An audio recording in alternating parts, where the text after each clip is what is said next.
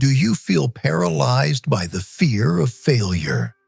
Are you waiting for the perfect moment, the perfect resources, or the perfect plan before you take your first step? If you are hesitating, watching life pass you by while you stay safely on the sidelines, you are slowly rusting away. But there is a different way to live. It is a path not of ease, but of glory. It is the path of the strenuous life.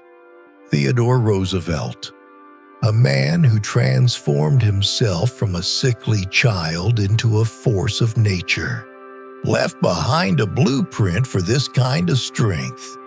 In the next few minutes, we will walk through the fire of his wisdom to forge a new mindset, one that values action over words and resilience over comfort. If you are ready to enter the arena, listen closely. Part 1. The power of action and belief. Everything begins with the mind, but it must end in movement. Many of us are defeated before we even begin because we doubt our own capacity. We look at the mountain in front of us and we freeze. Roosevelt shattered this paralysis with a simple, fundamental truth. Believe you can and you're halfway there. This is not blind optimism, it is a strategic advantage. When you believe in your capacity to figure things out, you remove the mental friction that stops you from starting. But belief alone is not enough. You will never have everything you think you need. You will never feel fully ready. Do not wait for the perfect conditions. Do what you can, with what you have, where you are. This is the ultimate call to resourcefulness. Stop looking at what you lack and start using what you hold in your hands right now. The world is filled with people who have big dreams, but leave them locked inside their heads because they are afraid of making a mistake. They want a guarantee of success before they risk anything. But that guarantee does not exist. The only man who never makes a mistake is the man who never does anything. To live without mistakes is to live without growth. It is a form of death while you are still breathing. You must be willing to stumble if you ever want to walk tall. However, while your hands are busy working in the dirt and dealing with reality, you must never lose sight of your vision. Keep your eyes on the stars and your feet on the ground. This balance is critical. If you only look at the ground, you have no direction. If you only look at the stars, you fall into a pit. You must dream like a visionary, but work like a laborer. Inevitably, you will face moments where you don't know what to do. You will face paralysis by analysis. In those moments of high pressure, remember this rule.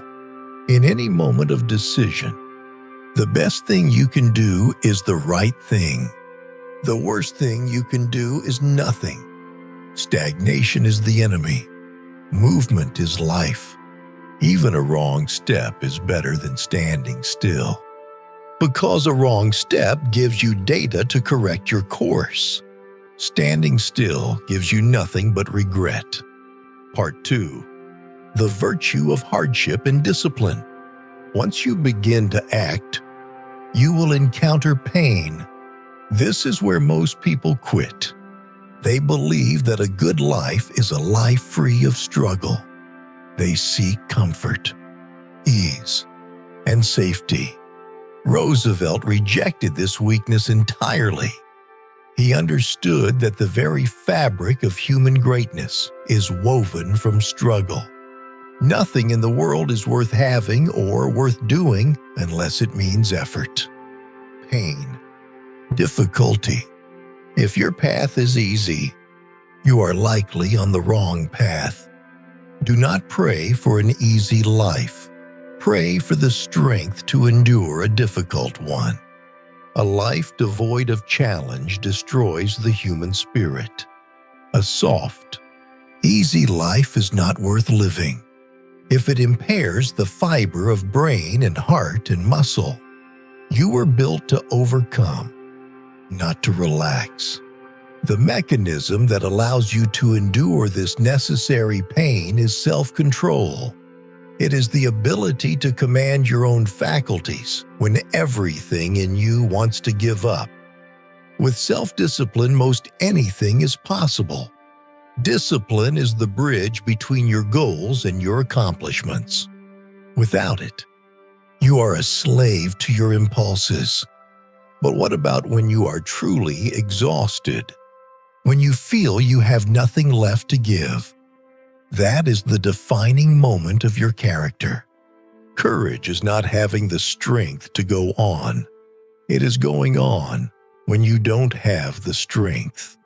That is the difference.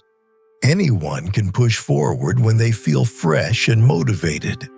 Only the strong push forward when they are empty.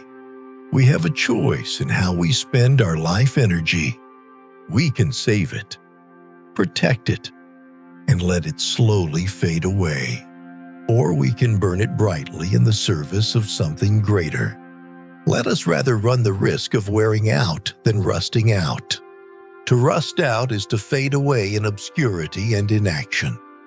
To wear out is to use yourself up completely for a purpose.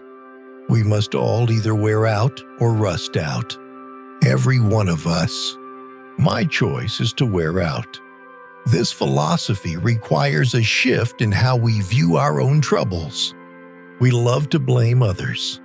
We love to point fingers at circumstances, the economy, or bad luck. But Roosevelt forces us to look in the mirror. If you could kick the person in the pants responsible for most of your trouble, you wouldn't sit for a month. You are the architect of your own fortune, and often the architect of your own misery. Take responsibility. Complaining about a problem without proposing a solution is called whining. And whining has never built an empire. Part 3. The man in the arena. Finally, we arrive at the core of Roosevelt's philosophy: how to handle the world, the critics, and the judgment of others. In a world of social media and constant noise, everyone has an opinion. Everyone is a critic, but you must learn to silence them. It is not the critic who counts, not the man who points out how the strong man stumbles. The world is full of spectators who sit in the cheap seats, judging the players on the field. They are safe, clean, and irrelevant. Do not listen to them. The credit belongs to the man who is actually in the arena, whose face is marred by dust and sweat and blood. This is the most important lesson you can learn. Real life happens in the arena. It is messy. It hurts. You will get dirty. You will bleed. But you are alive. The critic is not. You must value your own internal standard over the applause of the crowd. I care not what others think of what I do, but I care very much about what I think of what I do. Your peace of mind comes from knowing you gave your all, not from what others say about it. Comparison is the thief of joy. Do not look at the person next to you. Look at the task in front of you. Speak softly and carry a big stick. You will go far. You do not need to shout to prove your worth. Let your competence be your noise. Great thoughts speak only to the thoughtful mind, but great actions speak to all mankind. Ultimately, what defines you is not your bank account or your title, but your substance. Character, in the long run, is the decisive factor in the life of an individual. And character is built by daring to do great things, even if you might fail. Never throughout history has a man who lived a life of ease left a name worth remembering. If you choose to enter the arena, you might fail. In fact, you likely will fail at some point. But there is a difference between a timid failure and a magnificent one, who at the best knows in the end the triumph of high achievement. That is the goal. But even if you fall short, who at the best knows in the end the triumph of high achievement, and who at the worst, if he fails, at least fails while daring greatly. To fail while daring greatly is better than to succeed at being mediocre. It means you lived. It means you did not belong to those cold and timid souls who neither know victory nor defeat. No man is worth his salt who is not ready at all times to risk his well-being. In a great cause, you must have order in your life, but you must also have the freedom to act.